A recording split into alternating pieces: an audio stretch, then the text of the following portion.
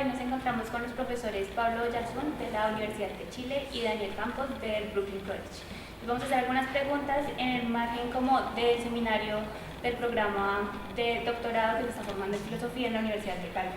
Así que la primera pregunta que yo les quiero hacer es que nos comenten un poco sobre las ponencias que o tuvieron o van a tener. Bueno, yo tuve ayer mi ponencia y fue sobre dos autores. En realidad no una ponencia sobre los autores, sino que más bien sobre una pregunta, sobre la pregunta ¿qué es el ser humano? Pero tomando dos autores como casos ejemplares, podría decir. Uno es Kant, muy conocido obviamente dentro del ámbito de la filosofía y más allá de él. Y el otro es Georg Christoph Lichtenberg, que es un gran físico de la época, pero también escritor. Que dejó una obra póstuma muy interesante, que justamente la que estoy trabajando, investigando ahora. Y la idea era poner en tensión el modelo de racionalidad propio del siglo XVIII, al cual adherían obviamente ambos, tanto Kant como Lichtenberg, con los estados psicopatológicos anormales, si quieres llamarlo así, globalmente llamados locura. Entonces la idea era como mostrar la dificultad que enfrenta esa pregunta de qué es el ser humano cuando la pones en esa tensión, cuando la sitúas en esa tensión. Y creo que si uno sigue un poco la pista de esa pregunta y de las dificultades que van asociadas a ellas, cuando uno la pone en esa tensión, creo que puede encontrar algunas consecuencias o algunas implicaciones interesantes, no solo desde el punto de vista de historia de la filosofía, que tal vez es el que menos me interesa en ese sentido, sino que más bien en términos de la pregunta misma, en términos de la dificultad del planteamiento de esa pregunta y la dificultad de tener criterios suficientes para responder a ella de una manera que sea adecuada, inclusiva, que abarque justamente formas distintas de lo humano, formas distintas de experiencia humana. Y es eso básicamente lo que traté de sugerir ayer. ¿Y tú en cuanto a lo de filosofar en Latinoamérica? Sí, mi presentación va a ser sobre filosofar como una práctica, o sea, como una actividad que se sostiene a través del tiempo, que es comprometida, que tiene métodos y criterios para llevarla adelante. Y me interesa el filosofar como actividad en América Latina, pensando un poco en la función que los filósofos y las filósofas podemos tener hoy en día en el entorno cultural, social latinoamericano, eso por un lado, y por otro la contribución que podemos hacer hacia otras tradiciones filosóficas desde una perspectiva latinoamericana. Voy a dar un ejemplo que es importante para mí, que es el concepto del jugar. Entonces voy a contrastar mi concepto del jugar como latinoamericano con conceptos anglosajones y anglófonos del jugar, que normalmente ven al jugar como una forma de escapar del trabajo o escapar de la sociedad capitalista, pero no lo ven como algo cotidiano, algo que se vive en el día a día, que está en la conversación entre amigos, en los juegos en el barrio, pero también en el trabajo, en familia. Entonces voy a hacer ese contraste y además un contraste entre el concepto de jugar de una filósofa argentina, María Lugones, y un filósofo sociólogo holandés, Johan Huizinga, que escribió Homo Ludens, y María Lugones lo ve como un concepto del jugar que es completamente imperialista, de conquista, porque el jugar es competir en juegos reglados. Entonces básicamente voy a tratar de decir que estos conceptos latinoamericanos del jugar pueden enriquecer un concepto o problematizar otros conceptos del jugar. Ahora yo tengo una pregunta en lo que tú mencionabas sobre Kant. Nosotros en la Escuela de Filosofía de acá sabemos que la conexión primaria que tuvimos contigo hace unos años fue por trabajar a Kant y toda la parte de traducciones. Entonces quisiera saber si nos puedes contar un poco sobre eso. Sobre la traducción esta que hice de Kant, esa me la encargaron en realidad. La verdad es que partí traduciendo porque tenía que viajar a Valdivia desde Santiago, que son 830 kilómetros, hace tiempo en tren y no tenía nada que hacer. Entonces dije, bueno, voy a hacer algo. Y me puse a traducir eso. Y después me ofrecieron hacer la traducción completa de la crítica en Venezuela. Y fue una experiencia interesante. Yo la verdad es que tendría que decir otra cosa. Tendría que decir que no puedo trabajar en filosofía sin traducir, o sea, sin, como te diría, como extrañar la lengua en la cual yo estoy trabajando y sin extrañar las lenguas con las que me relaciono en relación a mi propia lengua. O sea, creo que nosotros siempre estamos en situaciones de traducción. Entonces, hacer esa experiencia para mí es una cosa que tiene que ver fundamentalmente con eso, ¿no? Y la experiencia fue interesante porque era un texto que yo había leído solamente hasta cierta parte, la parte estética, después me tuve que meter en toda la parte teleológica y fui traduciendo simplemente de acuerdo a lo que me sugería mi propia intuición, o sea, sin mucha metodología, sino mi intuición lingüística, por llamarla de alguna manera. Pero fue una buena experiencia, pero como te digo, una experiencia dentro de un contexto mayor, que es el de estar permanentemente haciendo traducciones. Y en cuanto a lo que tú mencionas con Latinoamérica, ¿tiene algo que ver con la compilación de ensayos que tú sacaste sobre la inmigración? ¿O no? Sí, de hecho sí, porque a mí la cuestión de Latinoamérica y de lo que en Estados Unidos se conoce como latino, o ahora el término es Latinx, que son las personas de origen latinoamericano en Estados Unidos. La experiencia latinoamericana o Latinx me interesa mucho porque ha sido la mía. O sea, yo me fui muy joven solo, no emigré con mi familia, pero me fui muy joven a Estados Unidos.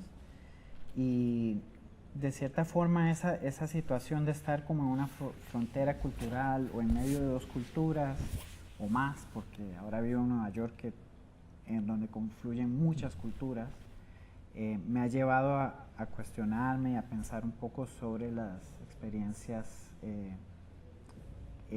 propias de las personas de cultura latinoamericana en Estados Unidos. Entonces sí en mi libro abordé mucho la experiencia de la inmigración desde una perspectiva latinoamericana, como una forma de poder dialogar con migraciones de otras culturas, de Asia, del sur de Asia, del este de Asia, de Europa del Este.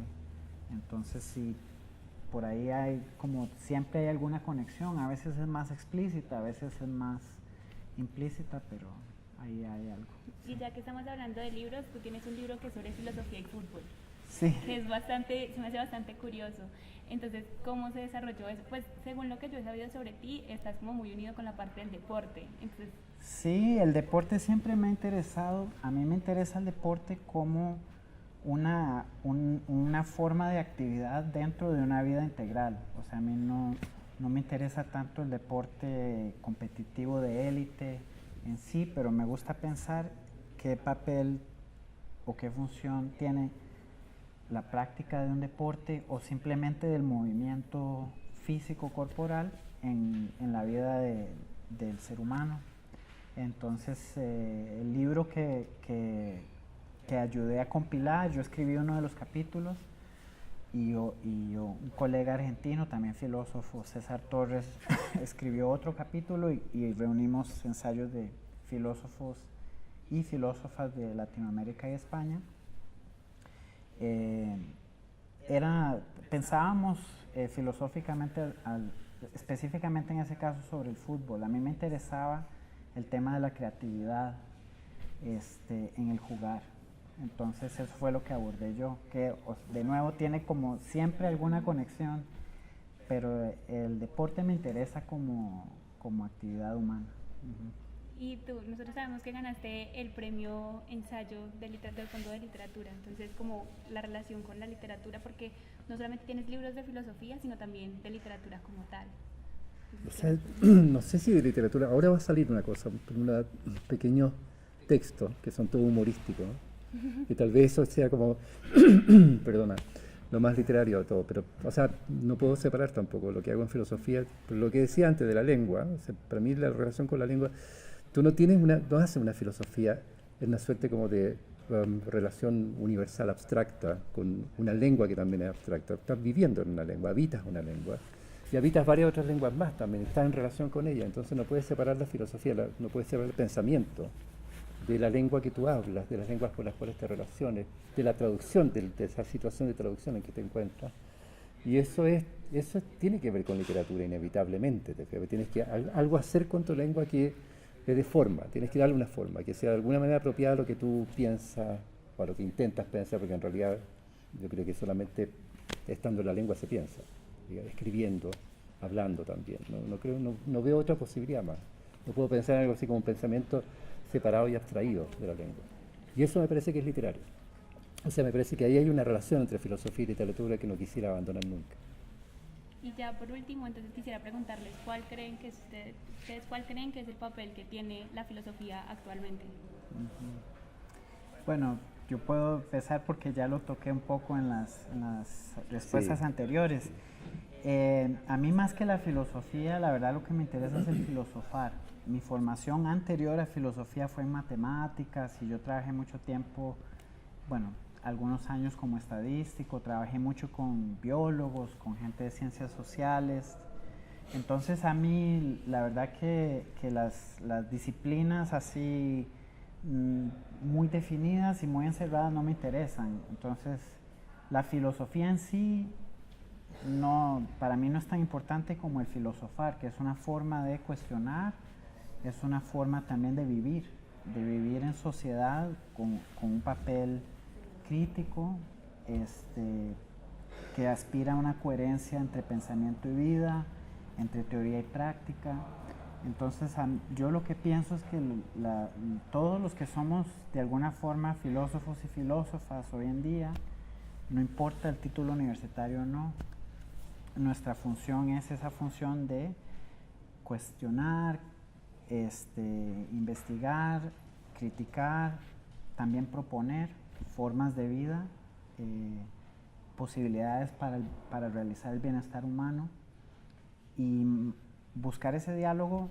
Pueden ser a través de libros, pueden ser foros públicos, puede ser una entrevista que algún día tal vez alguien que yo no me imagine la va a escuchar, puede ser conversando con el vecino, no importa, pero siempre esa actividad, digamos. Sí, eso no creo que sea muy distinto. La otra vez conversábamos con Daniel y yo le decía, yo soy diletante, no tengo ninguna adscripción escolar específica, no me interesa tampoco eso. O sea, puedo entrar en ese campo, en la medida que lo necesito para cosas que hago, pero no me interesa quedarme en ese campo tampoco, como ser analítico, ser hermenéutico, ser cualquiera de esas cosas. Entonces, me interesa como más bien la actividad misma, la actividad de pensar. Y en esa actividad para mí es muy vital el tema de la relación con los estudiantes, con las estudiantes y los estudiantes. Es muy vital. Hay una experiencia que me parece maravillosa en los estudiantes, que de alguna manera también la experiencia que uno mismo tuvo, que es cuando no entendías nada. Entonces, esa cosa de no entender nada para mí es la condición para entrar en filosofía, porque tú no entiendes nada y te obsesionas con eso que no entendiste. Tienes un buen camino en filosofía, creo.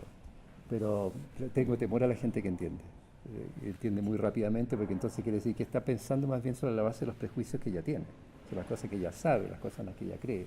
Cuando lo interesante es que se remuevan todos esos sedimentos que uno trae inevitablemente, que uno siempre tiene incorporado, que siempre está viviendo a partir de ellos, pero un poco de temblor respecto a esos sedimentos es muy necesario. Yo creo que la filosofía ayuda a eso, a remover esos sedimentos y a introducir este temblor en nuestra forma de vida, que creo que es muy importante que no tengamos demasiada seguridad. O sea, esta sociedad es una sociedad que funciona mucho sobre la base sobre la base del miedo, con lo cual obviamente te obligan a buscar seguridad. Cuando lo interesante es la inseguridad. Lo interesante es y la filosofía ayuda a eso, como a vivir con la incertidumbre. Y eso me parece como especialmente vital justamente respecto a lo que la filosofía puede hacernos, por así decir. El filosofar, más bien dicho, como decía Daniel recién. Muchísimas gracias. Gracias a ti, muchas gracias. Estamos.